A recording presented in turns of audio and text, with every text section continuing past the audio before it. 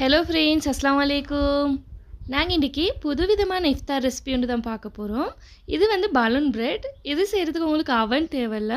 நல்லா ஈஸியாகவே ஒயிலில் ஃப்ரை பண்ணி எடுத்துடலும். ஒயிலில் நீங்கள் ஃப்ரை பண்ணி எடுத்தாலும் இது பன் மாதிரி நல்ல சாஃப்டாகவும் வெளியே கொஞ்சம் நல்ல கிறிஸ்பியாகவும் இருக்கும். இதுக்கு பலூன் பிரெட்னு சொல்கிறதுக்கு மெயின் ரீசனே வந்து ஒயிலில் போட்டு ஃப்ரை பண்ணக்குள்ள இது பலூன் மாதிரி நல்லா ஊதி வரும். ஃபஸ்ட்டில் இதுக்கு எப்படி கறி செய்கிறேன்னு பார்ப்போம். போன்லெஸ் சிக்கனை இந்த மாதிரி சின்ன பீஸாக கட் பண்ணி வச்சுக்கிறேன். இப்போ இதில் வந்து சில்லி பவுடரும் கொஞ்சமாக மஞ்சளும் இதுக்கு தேவையான அளவு சால்ட் ஆட் பண்ணிட்டு ஜிஞ்சர் கார்லிக் பேஸ்ட்டும் ஆட் பண்ணுறேன். பாதி லெமனை புழிஞ்சு விட்டுட்டு இப்போ இதை நல்லா மிக்ஸ் பண்ணி விட்டுறேன். இதை 1 ஹவருக்கு அப்படியே மெரினேட் ஆகிறதுக்கு விட்டுட்டு அதுக்கப்புறமா குக் பண்ணி எடுக்கிறேன். உங்களுக்கு உடனே குக் பண்ணினாலும் நல்லா தணிக்கும். மெரினேட் பண்ணிவிட்டு இதை குக் பண்ணிங்க என்றால் இதில் மசாலா விளம்பரங்க இன்னும் நல்லா டேஸ்ட் ஆகிக்கும். இப்போ பலூன் பிரெட் செய்கிறதுக்கு மாவை நீட் பண்ணி வைக்கணும். அதுக்கு இதில் 2 கப் கோதுமை ஆட் பண்ணிட்டு 1 டீஸ்பூன் சால்ட் ஆட் பண்ணுறேன். சுகர் 1 டேபிள் ஸ்பூன், ஈட்ஸ் 1/2 டேபிள் ஸ்பூன் ஆட் பண்ணுறேன். ஆயில் 2 டேபிள் ஸ்பூன் ஆட் பண்ணிட்டு இதை நல்லா மிக்ஸ் பண்ணி விடுறேன்.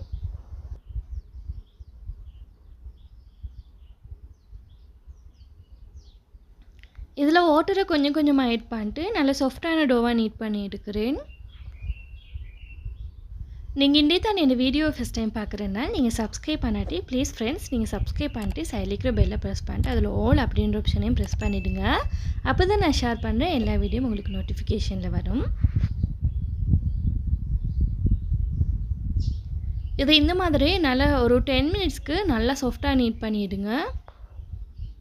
இந்த டோவை வந்து நீங்கள் மிச்சம் திக்காக நீட் பண்ணப்படாது. ரொட்டிக்கு நீட் பண்ணுறதை விட கொஞ்சம் லூஸான பதத்துக்கு தான் இதை நீட் பண்ணி எடுக்கணும். அப்போ தான் இந்த பன் நல்லா சாஃப்டாக வரும்.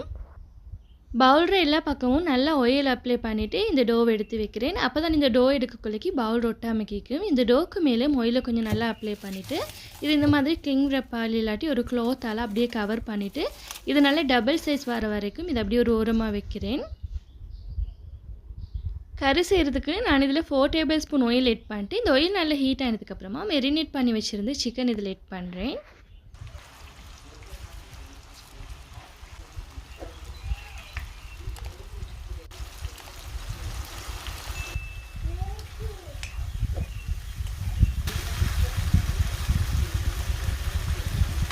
சிக்கனில் இருக்கிற தண்ணியெல்லாம் ஊற்றி கொஞ்சம் லைட்டாக ஆயிலில் பொரிஞ்சுன்னு வர கொலைக்கு நான் இதில் க்ரீன் பெல் பெப்பர் 1 கப்பும் ரெட் பெல் பெப்பர் 1 கப்பும் ஆட் பண்ணுறேன். உங்களுக்கு இதுக்கு பதிலாக கறி கொச்சிக்கு ஆட் பண்ண மேலும் நீங்கள் கறி கொச்சிக்கு ஆட் பண்ணுறால் 1 கப் கறி கொச்சிக்காவும் கோவாவும் வந்து ஆட் பண்ணுங்கள். கோவா ஆட் பண்ணினாலும் நல்ல டேஸ்ட் ஆகிக்கும். 1 கப் கோவாவும் ஆட் பண்ணுங்கள். இது கூடவே வெங்காயமும் நான் ஆட் பண்ணுறேன். வெங்காயமும் 1 கப் ஆட் பண்ணிட்டு இதை நல்லா வதக்கி விட்டுறேன்.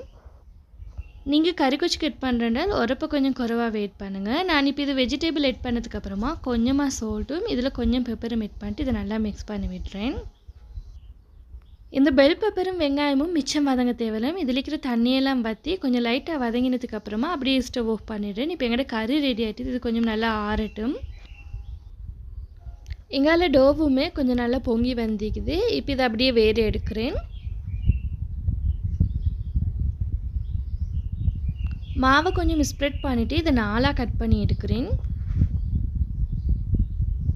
உங்களுக்கு இந்த வீடியோ பிடிச்சிருந்தால் ப்ளீஸ் ஃப்ரெண்ட்ஸ் நீங்கள் லைக் பண்ணாட்டி நீங்கள் கண்டிப்பாக லைக் பண்ணுங்கள். நீங்கள் லைக் பண்ணினால்தான் தான் எனக்கு இன்னும் நிறைய வீடியோஸ் போடுறதுக்கு நீங்கள் என்னை மோட்டிவேட் பண்ணுற மாதிரி இருக்கும். இதை நல்லா இந்த மாதிரி ஷேப்பாக உருட்டி விட்டதுக்கப்புறமா இதை வந்து எள்ளில் தான் போட்டுட்டு இந்த மாதிரி நல்லா பரட்டி விடுறேன். எல்லா பக்கமும் எள்ளு நல்லா படுறதுக்கு.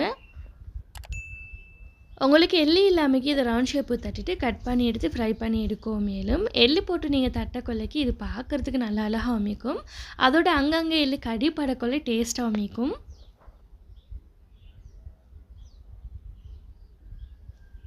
நல்லா ரவுண்ட் ஷேப்புக்கு இதை தட்டி விட்டதுக்கப்புறமா இதை 4ஆக கட் பண்ணி எடுக்கிறேன். இதே மாதிரி மற்ற எல்லாத்தையுமே கட் பண்ணி எடுக்கிறேன். எல்லாத்தையும் கட் பண்ணி ஒரு 10 மினிட்ஸ்க்கு ஒரு க்ளாத்தால் கவர் பண்ணி இதை அப்படியே வேறு எடுத்து வச்சுருந்தேன். இது லைட்டாக பொங்கி வரட்டும் அப்படின்ட்டு இப்போ இதை அப்படியே ஆயிலில் போட்டு ஃப்ரை பண்ணி எடுக்கிறேன். இது ஆயில் போட்டு ஃப்ரை பண்ணுறதால இதில் ஆயில் எல்லாம் நல்லா பிடிக்கும் அப்படின்னு சொல்லிட்டு நீங்கள் நினைக்கவே தேவையில்லை ஃப்ரெண்ட்ஸ். இதில் பெருசாக ஆயில் பிடிக்காது. இது கொஞ்சம் ஃப்ரை பண்ணி எடுத்ததுக்கப்புறமா சும்மா நார்மலாக பேக் பண்ணின மாதிரி தானே இருக்கும். நல்ல வெளியே கிறிஸ்பியாகவும் உள்ளுக்கு நல்ல சாஃப்டாகவும் இருக்கும். பாருங்கள் ஃப்ரெண்ட்ஸ், இது எப்படி பொங்கி வருதுன்னு. நல்ல பலூன் மாதிரி நல்லா பொங்கி வருது. இது ஸ்டவ்வை மீடியம் ஃப்ளேமுக்கும் ஹை ஃப்ளேமுக்கும் நடுவில் மாதிரி வச்சு பொரிச்சிடுங்க. இது குயிக்காக பொரி பற்றும். இந்த மாதிரி கொஞ்சம் லைட்டாக ப்ரௌன் கலர் வர கொலைக்கு இது அப்படியே வேரி எடுக்கிறேன். பாருங்கள் ஃப்ரெண்ட்ஸ், இந்த பன் எந்த அளவுக்கு நல்லா பர்ஃபெக்டாக வந்திக்குதுண்டு. இப்போ இதை அப்படியே கட் பண்ணி எடுக்கணும். இப்போ நான் இங்கால ஏற்கனவே கறி செஞ்சு வச்சுருந்தேன் இல்லையா, இதில் 2 டேபிள் ஸ்பூன் டொமேட்டோ சாஸும் 2 டேபிள் ஸ்பூன் மயோனஸும் ஆட் பண்ணிட்டு நல்லா மிக்ஸ் பண்ணி விட்டுறேன்.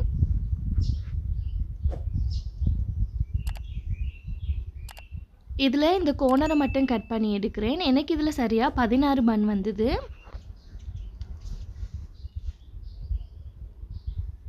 பாருங்கள் ஃப்ரெண்ட்ஸ், உள்ளுக்கு எப்படி வந்திக்குதுண்டு. உள்ளுக்கு நல்ல இடம் வந்திக்குது. நல்ல சாஃப்டாகவும் இருக்குது உள்ளுக்கு. இது சீஸை இந்த மாதிரி 4ஆக கட் பண்ணி எடுக்கிறேன். உங்களுக்கு சீஸ் ஆட் பண்ணாமல் இந்த கறியும் சலாதிலையும் மட்டும் வச்சு செஞ்சாலுமே நல்ல டேஸ்ட்டாக தனிக்கும்.